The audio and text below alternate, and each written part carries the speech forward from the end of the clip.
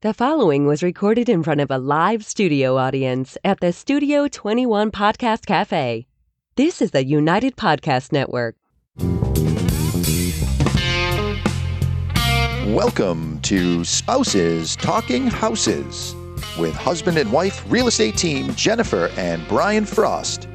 Everything you want to know about buying, selling, investing, and owning property. So let's get real about real estate.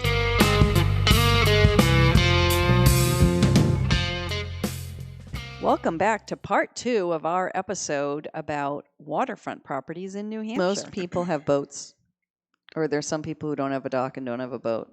In my experience, most people have boats. Yeah. Or you have a friend with a boat.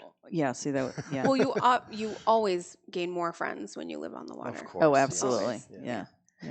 Well, and it's interesting. So Beaver Lake in Derry has a little public beach, and they have a public boat launch, but they also have certain times of day. So they have some quiet times for kayakers where there's nobody with motorboats and water skis. I didn't realize that. Yeah. And I don't know if that's regulated or if that's just sort of an association Right, like decision. the culture. The culture, of the lake. yeah. Yeah. Because it seems like most lakes have some sort of association that's monitoring the water quality and communicating with the residents. Is that your experience? That is my experience. But it's not a governing board. Right. You don't want them telling you what you can and can't do with your docks and your boats and your waterfront and all of that. Yeah. But it is nice for people to have a space to have a voice about what's happening. It's like there. a group of volunteers with a common interest, and a lot of times they'll organize a little social stuff too. Yeah, or fireworks. in Fireworks, July, exactly. Or, a social, or like you said, do the water testing. To kind of cover the bases. The state tests water at public places, I believe. Right. Public beaches, right. Yeah. Yeah, but for the association to do some testing here and there kind of gives all the owners peace of mind. Peace of mind, yeah. So if there are some issues with the testing, algae or bacteria or what have you, who takes care of that? Is that the state that comes in to do the treatment? Is it the local association that does that? I believe, I could be wrong. Yeah. I do believe that the state would help take care of some things. But this is also part of an education on what type of water you're buying. Right. Because a lot of the water here is kind of spring fed. So those lakes are spring fed, or there's coming from a river, or one lake is feeding into another lake. So that water is moving a lot. Yes. So when it's really hot out and you have birds migrating and all the stuff they leave behind with them that's just kind of sitting there, then that can kind of, my understanding, again, and I'm not a biologist or limnologist, I don't study bodies of water, but that will kind of clear out and take care of itself. But you keep monitoring that for safe levels. Okay. And there's different invasive species in this state. The milfoil, which is a the big one. weed. The big one. Yeah. There's different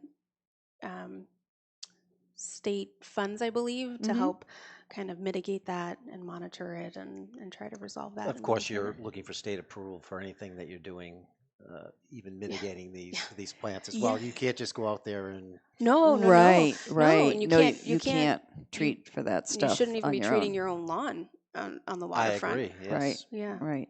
Yeah. So there are weed killers advertised for lakes and ponds, but in New Hampshire you have to be licensed and you have to pull a permit before you're going to treat anything in a lake. Guessing by some of the lawns, though, you do see on the waterfront in some of these places, they're using something. They're using fertilizers, It's all organic. Yeah. But a lot of them are probably just pulling their irrigation water from the lake. That's true, too. That's so it's true. Always, it's so that getting has watered very regularly. It has beneficial. All that stuff is coming back. Minerals and whatnot, Yeah. We've sold in a couple of the larger lake communities, one in Barnstead and one in Hillsborough, where they have multiple beaches, multiple parks, like they're really large neighborhoods that are centered around lake life. And I just think that's really cool. Oh, it's great. Like vacation year round, basically. Yeah, there's a social aspect to it. And that's great. And again, but that's what you desire as a potential client, Right. right? Right. So other clients might want seclusion, and I just Right. want to try to see the loons a couple times a year, and Yep. I don't want to see people tubing in front of my Right. house. Right. And I have a friend who's also a pilot, and he bought on the river up in Goffstown, so he Okay. can land his seaplane right on the Oh, river, that's cool. pull it right up the Yeah. bank Wow. into his Yeah. little storage area there, and bring Well, it right back out and take off and go. and Nice. on the ocean, we have very limited ocean frontage in New Hampshire, and it's kind of at a premium. But I love the salt marshes and the little estuaries, if that's how you say it. I love how pretty those are. But I think I had thought initially I might be happy being in a condo development. What's the one in Laconia? Down South Shores. Yeah, something like that, where there's detached condos, attached condos. There's a whole marina, so it's a whole lakefront community. But you had pointed out to me that the benefit of just being able to walk out your back door. Oh yeah, you Or sit on the Sounds deck spoiled. with a cup of coffee in the morning and just overlooking the water. That's got to be the greatest. it's so peaceful. Yes. Yeah, but then in the evening with cocktails and Yeah. as it kind of comes back down, and if you're looking at buying a waterfront home, you're looking at making a big investment, Right. right? Like we said, those do come at a premium, and you're buying into a lifestyle. You're Mhm. choosing to have this lifestyle, and in my opinion, what I've experienced, it's so nice to be right on the water, have your boat docked right there, because you're going to use it more. If you have something out, if you Right. play an instrument, Yeah. if you have your guitar sitting out Yes. in the Right. living room, you're going to pick it up more and just play Right. more and enjoy it more and do that. So if You don't have to plan and pack a cooler and pull everything down. Yeah, it Yeah. can just be last minute. You just make up your dinner plate and go get on the boat and go sit and watch and enjoy that. Yeah, and I know a lot of people love to water ski and love to fish and love fast boats. I think a pontoon boat, just a floating living room, is absolutely my speed. Oh, that's nice. And that might change over time, as Yeah. maybe you have grandchildren in your Sure. life, or Casey's friends coming and stuff. You might be Right. like, oh no, we do want to take Yeah. them tubing, and we want to be able to get kayaks for everyone. And so it's just really evaluating all those different pieces of your life and how you want that to play out. Well, and Casey rowed in high school. She was on crew, Right. and so they were up at the Hooksett boat house all the time and on the Merrimack River.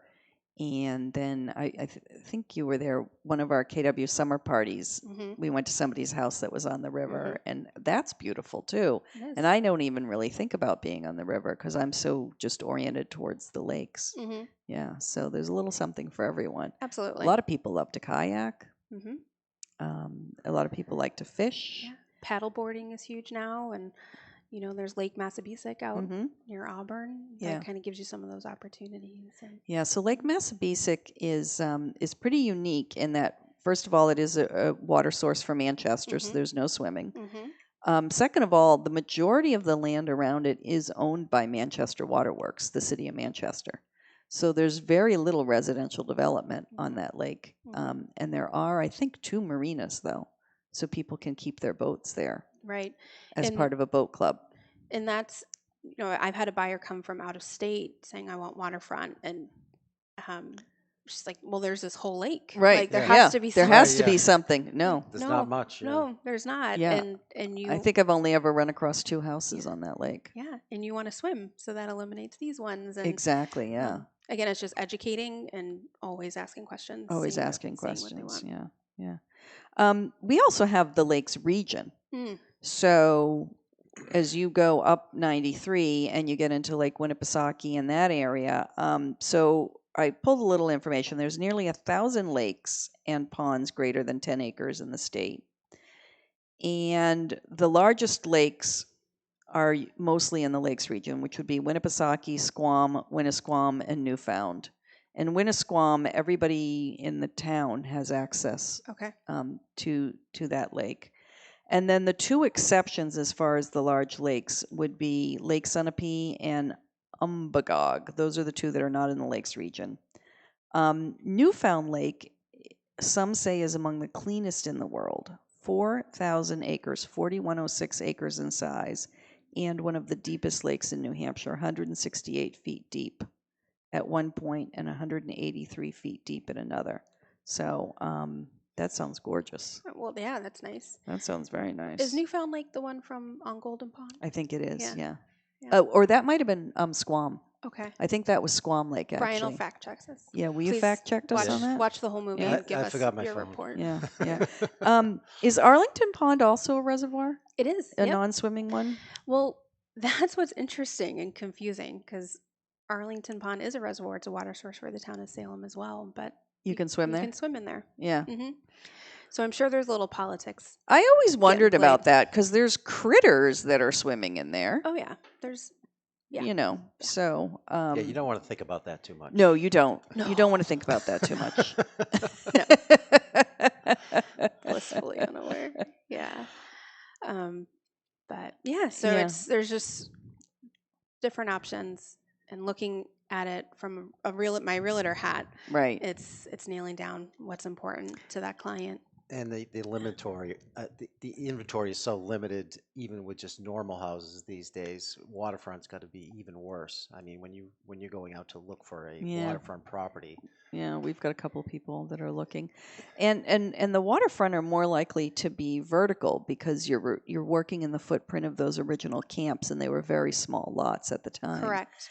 And so if you're looking for one level living and a 3-car garage and a large wide lot, you just don't see much of that. No. Typically the lots, because you said they were camps and seasonal Mhm. homes, they're going to be about 50 feet Yeah. of water frontage Water lots. frontage, Right. Where it starts to get much more comfortable, and you can have those more ranch style homes and garages is when you're getting to 100 or 200 feet. and Right. they're usually combining lots at one point. Yeah, and, at some point it was. and At some point raising they're the doing that. structures and Yeah. redoing it. Mhm. Yeah. So I think it's really consulting people that you know in that area, if you know someone on the lake, because some of the lakes lower their water levels in the winter. Oh, right. So they have dams? They have dams. Okay.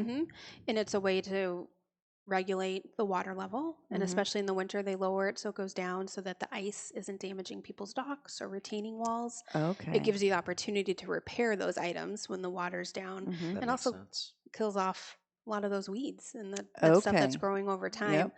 So it's good to really look at what's happening at that waterfront property year round. Is it filled up with weeds by the end of August, Right. and you can't You walk can't around even walk and around. swim in yeah. front of your house? Are Yeah. the lily pads coming up? Mhm. Right. Right? Does the water go down so far in the winter that it kind of turns into a mud pit, Right. and it's Right. not as Yep. pretty to look at? Yep. Which way? It sounds crazy, but which way is the wind coming? My parents' house faces northeast, so that wind's coming right at their house all winter All long, winter, and yeah. the ice is coming right onto Yep. their wall. Yep. It's just part of living in New England. Just Yeah. so many factors. You you have Yeah. no have to windbreak consider. there, so Yeah, that's there's a gonna lot of happen. factors, and again, it just comes with time and experience And and talking to the right people. Right. right, Right. because there's so many little things that you don't necessarily think about. Right. Like we talked about with so many of these being converted camps, the lots are Mhm. small. So is there even any parking? Right. If Right. you're a family that's a 4-car family, Mm-mm. is there even 4 parking spaces? Right. You know, Right. or And do you also run into a fair amount of dug wells or shallow wells? yeah, or even those old camps. Some of them are pulling the water right, Right out from of the the I lake. lake. know. Yeah, I've Right out seen of the that lake. too. Yeah. And what's your loan type on that? Yeah. You I mean, know, how's hopefully the they're just lender gonna flushing the feel? toilets with it and not doing anything else, but still. Hopefully. Yeah. And hopefully I'm not appraising that property. So Well, and like for FHA, you need to have a distance between the well and the septic, and sometimes those lots aren't large enough for that. yeah, you're not. In most cases, you're not doing FHA on Right. waterfront properties. Another thing to check is if the property is seasonal. If the town has it listed as seasonal, Mhm. it is not easy to convert it to year round. Correct. Like sometimes you think, oh, year round, I just have to add heat, but it's Insulation. got to be insulated. And then I ran into one where the limitation was the septic. So they didn't have a leach field, they had a tank. And because they used it only in the summer, they just had a tank and they just pumped it. But the town was not going to let that go year round. Nope. And the only way they could have put a septic system in was if they had an easement to go onto the neighbors' properties. I see that a lot too, easements for wells and septics on the adjacent properties. Yeah. Yeah, you got to be a good neighbor to get those things passed. Yeah. Yeah. Yeah, you don't want to be like your dad. Sorry, Tom. Why? How your dad deals with the town. Oh, yeah. But, you know, my folks had property on the ocean and then within an acre of the ocean down the Cape. And, you know, we were raised around boats and fresh fish and sand and that type of thing. Do you have anything that you want to add, Brian? Not really. All right. I have some more things that I found out in prepping and doing research. Tell us about the beaver deceiver. Yeah. So beaver, yeah. So our first house in New Hampshire, we backed up to a wetland. Absolutely beautiful, blue herons, and, you know, just loved it. What we didn't realize until our neighbor sold their house and somebody else moved in is that our neighbor on the other side had been wrecking the beaver dam every year so that the water didn't rise too high. And then once he was gone and nobody was doing that, all of a sudden, you know, our yard was disappearing and we were getting more and more water. We were getting beavers coming up onto our property and chewing some trees down. So, first of all, it's illegal to go wreck a beaver dam. Yep. And, you know, removing dams and trapping beavers are not long-term solutions. However, I looked up and I found out there's something called a beaver deceiver, which is a water flow device. And you can actually somehow install that in the dam and it will regulate the flow of water. And it can be installed without a state permit if certain conditions are met. A beaver deceiver. A beaver deceiver. And it rhymes. It will last until they figure out. Oh, yeah, they're smart. So, yeah, they're smart. But still, I thought that was kind of cool. Could have used one of those at the clubs years ago. Exactly. Oh. And then, you know, the Canadian geese. Oh, my goodness. They should be just restricted to the golf courses only. They right? are pooping machines, aren't they? Yes, they are. So it turns out that a green grassy lawn that extends to the lake's edge is excellent habitat for them. Oh, yeah. They need fresh water and they need tender young grass. So in order to make your property unattractive to them, it's suggested to plant a row of native shrubs that are at least 3 feet tall along the shoreline. And then you can overlap 2 rows so people can still access the water. Okay. And you have a little path through the shrubs. Okay. But when the geese are on the lawn, they can't see the water from the lawn. Okay. And they can't figure it out. They can't figure it out. I don't know. I don't know. You want to know? What do you do with them? Yeah. Yeah. Do you have a pellet gun? No. No. Oh, sorry. No. Just joking. Just kidding. All you need is a little thin piece of string. Okay. So however they're getting onto your lawn. Yep. So if you have a little ramp to get up, you just run a thin piece of line. Like a fishing line type thing? Yep, little piece of string, twine, and it just taps them on their neck when they come in and they turn right back around. So you're clotheslining them? Well, gently. Okay. Yeah. Oh, all right. Well, that sounds... They're not hurt or anything. That sounds easier than planting a bunch of shrubs. Yeah, save your money. Save your money. Buy a boat. Don't buy shrubs. But if I'm having cocktails on my deck, I might end up tripping on that fishing wire. That is a personal situation that you gotta figure that out. Figure that out. How to be safe. How to be safe in your own home. But stop at 2. No, it's just right at the water line. Just right at the water line. And then they don't come back. That's smart. Yeah. So then the neighbor who doesn't do that gets all of the geese? Yep. Okay. Mm-hmm. Have you ever heard of a perched beach? This is a new term to me. Perched? Perched. Like perched like the fish? I don't know, or perched like up top. So if you are going to construct or replenish a beach with sand in New Hampshire, you need a permit. Mm-hmm. Oh, yeah. And sand placed along the shoreline can wash into the lake, and it can increase plant, algae, and bacteria growth. It can reduce the water clarity, and it can smother fish spawning. So if you want a sandy beach, consider getting approval for a perched beach. And I went to look further into that, and it just had pictures of beaches that had like little retaining walls, as far as I could tell. That's what I'm envisioning. But I like perched up, so higher, something like that. Yeah, and I do see association beaches usually do have sand brought in. Mm-hmm. You know, I grew up going to the Cape every single summer, and I never knew till a couple of years ago that they ship their sand in. What? Yeah. I didn't know that. Yeah, it comes from like North Carolina or something. Really? Yeah. Big dump trucks come and dump sand. So Wealth of knowledge, Jennifer Frost. yeah, I guess so. Yeah. I guess so. So yeah, my next house is going to be on a lake, I think.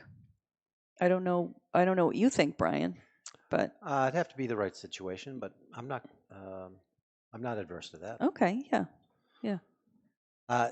Usually like these lawns are small or your lots are small, so it's lower maintenance. Yeah. I mean, you have to deal with a dock usually and some other items, but You can go out and skate in the winter. yes, I will. I won't leave the house in the winter. I'll can just buy be by the special- fireplace. You can buy special attachments for your hose Yeah. Oh to yeah. mist Yep. the ice. Oh, Yes. really? yeah. To make it Okay, yeah. smooth Oh, yeah. and- Yeah. Mhm. And I see more and more of those glass style railings on the deck Which is to break the interesting, wind. but they get hot. It reflects the sun. Oh. Yeah, it helps makes your deck get hotter. So you need to do that sort of like a screen porch where they're removable. You definitely need a screen porch, right? Yeah, I would say you need a screen porch. Yeah, I felt like you didn't, but the bugs just get bad. That's The what I sun mean, goes yeah. down and Yeah. it's Yeah. like Just like anywhere, but just like anywhere. Yeah. Yeah, right. But you're doing what a client does. They're figuring out all the ways that they're going to be able to enjoy that house. yeah. So, Yeah, yeah. absolutely. Mhm. That's awesome. Get the most out of it. Well, thank you so much. Anything that we forgot to add? I don't think so. Well, we didn't talk much about flood zones. Oh, yes, we need to talk about flood zones. So yeah, it's doing your research involving your lender, because Mhm. if you have a lender involved, they're going to look for a flood zone, and if flood Right. insurance is going to be required on that loan. But even more, if it's a cash purchase, you got to protect yourself. If Right. that property's in I know. a flood zone, And it can be It- very expensive. it can be expensive. But just because you're on the water doesn't mean you're in a flood zone, Right. Right, right? right. So it's looking at that FEMA map. Well, and one thing is, we all commonly say in a flood zone or not in a flood zone, but the truth is on the flood maps, every property is in a designated zone. Right. It's just that there are a couple of high risk zones. True. And you can have just one small portion of your property be in the flood zone, and then you can actually go and get what's called an elevation certificate. Correct. So, for example, this was an extreme example, but we sold a house that backed up to the Merrimack River, but it was very high above the river. I mean, it was almost like a little cliff. Mhm. So that was easy to do. Mhm. And then I've had some other ones in Salem where we've gotten elevation certificates, which probably cost maybe like $500 or $600. A surveyor does them. Correct. Yeah. And they show that even though part of the property is in the flood zone, that the house and the foundation of the house are not in the flood zone. Right. That dwelling space that can be removed from that Right. level of flood zone, Because the which would reduce the amount of flood insurance. you which would have to reduce have. the amount of flood insurance. And I have had some cash buyers on waterfront properties say, "Oh, we don't want to get flood insurance." And I'm like, if I just invested that much money, I'd get the Yeah. flood insurance. But what can also be tricky is if you have a seller who's owned that property for a very long time, Right. that property might be paid off, so they don't have a loan on that property anymore. Mhm. So no one's keeping an eye on that flood map. Right. So if the flood map changes, which FEMA does reevaluate things Sure. and it Yeah. changes, They've changed recently twice yeah. with all the hurricanes. So that seller might not know that their flood zone has changed. Right. So when they have buyers coming to look at it, all of a sudden, surprise, it's in a different flood zone now. And we used to be able to sort of take over the previous owner's insurance policy at a good rate, and you can't do that anymore. No. So you really need to look into that, and particularly if you are financing a property, Mhm. it can throw your mortgage payment off by a couple $100 a month, easy, Easily, and could be up to 1,000. exactly. I would say plan on 500 to 1,000, depending on the flood zone. So that's a big deal, and that's something to look into as well. Mhm. So thank you so much for joining us. My pleasure. We're thank so you, Nikki. excited. And today we got real about waterfront properties. We hope that you will like, subscribe, and share this podcast. And if you've got any topics you'd like us to cover in the future, please just reach out to me. Thank you so much.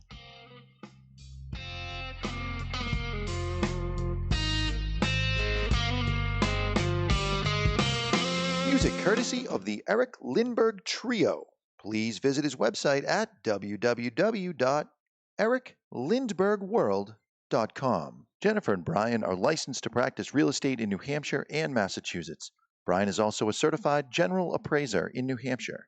They are not lawyers, accountants, home inspectors, or therapists. Real estate customs and rules may be different in your area. Each Keller Williams Realty office is independently owned and operated. The realtor name is trademarked to members of the National Association of Realtors. If you are currently under contract with a real estate agent, this is not intended as a solicitation. Views expressed on this podcast by Jennifer may not be shared by Brian and vice versa, nor are they necessarily the views of Keller Williams Realty. The views and opinions expressed by the hosts, guests, or callers of this program do not necessarily reflect the opinions of the Studio 21 Podcast Café, the United Podcast Network, its partners, or affiliates.